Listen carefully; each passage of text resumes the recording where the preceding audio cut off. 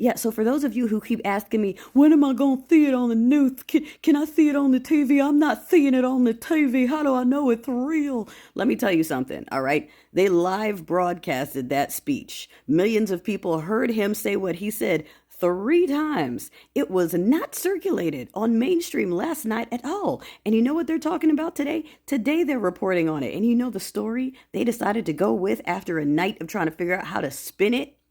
Conspiracy theories break out online after rally speech. The man 3 times admitted something, and after 12 hours of trying to figure out how to spin it, mainstream said, oh, these guys are putting on tinfoil hats from a speech.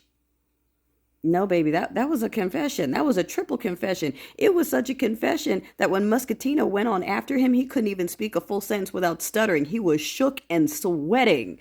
That is why I swear when you come into my comments talking about, where is this on the news? I'm not seeing it on the mainstream. I think y'all are bots. Y'all have to be bots. Because if you haven't figured out by now that the mainstream doesn't say anything that doesn't appeal to them, look.